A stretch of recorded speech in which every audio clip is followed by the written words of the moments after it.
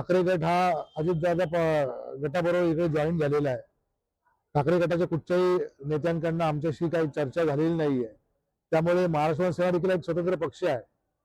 दोन भाऊ जर वरती एकत्र झाले असतील तर इथल्या पदाधिकाऱ्यांनी देखील समन्वय साधणं अपेक्षित आहे। तुर्तास ते होताना तेवढं दिसत नाही। त्यामुळे भविष्यात आगामी काळामध्ये चर्चा सुरू आहे। पुढे बघू वरून काय आदेश आला तर ते देखील आम्ही मार्ग खुले ठेवलेले आहेत। त्यामुळे अंतिम निर्णय हा पक्षाध्यक्षानुसार आम्ही घेतला जाईल। स्वबळावरती इथे उतरलेली आहे। मला वाटतं अनेक लोकांशी आमचं बोलणं चालू आहे आणि अनेक लोकांचे प्रस्ताव देखील येत आहेत। विविध पक्षांचे प्रस्ताव येत आहेत। आघाडी असेल, महायुती असेल, त्याबाबत चर्चा देखील सुरू आहेत। आम्ही योग्य तो निर्णय, पुढील रूपरेषा, लोकांची मतं, ज्या लोकांच्या भरोश्यावरती हा उमेदवारी अर्ज भरलेला आहे त्यांचं म्हणणं ऐकून पुढे निर्णय घेऊ। तर तुर्तास महाराष्ट्र सेना ही या निवडणुकीमध्ये उभी राहिलेली आहे आणि लढवणार देखील आहे। पुढचा युती जी काय आहे ती पुढचा निर्णय आम्ही नंतर घेऊ।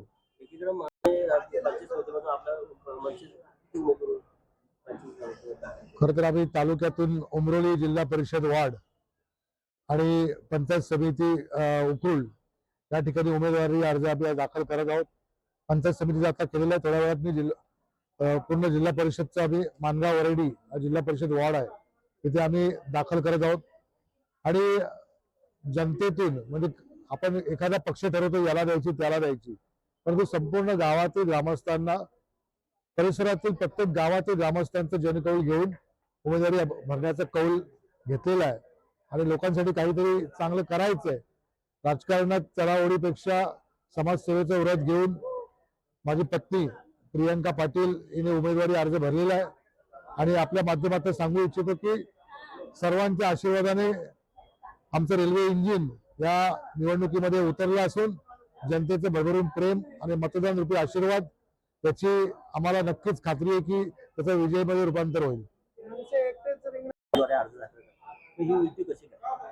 खरं तर आमदारांची आणि आमची चर्चा सुरू होत असतेच, तसेच आपली परिवर्तन विकास आघाडीला देखील आमची चर्चा चालूच आहे।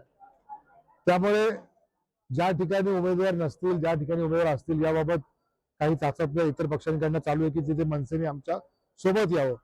परंतु शेवटी महाराष्ट्र सेना हा एक स्वतंत्र पक्ष आहे। उद्या आम्ही जर इथे उमेदवारी लढत असू तर आमच्या करता कोण काय करतंय हे प्राधान्य दिलं जाईल। महाराष्ट्र सेनेकरता, महाराष्ट्र सेनेचा विजयी उमेदवार करण्याकरता उच्च दुसरे पक्ष आमच्या सोबत येतात, त्याच्यावरती पुढची रणनीती केली जाईल। त्यामुळे आमदारांनी जरी म्हटलं असेल तरी आमदारांबरोबर चर्चा सुरू आहे, परंतु अंतिम निर्णय अजून काही नाही।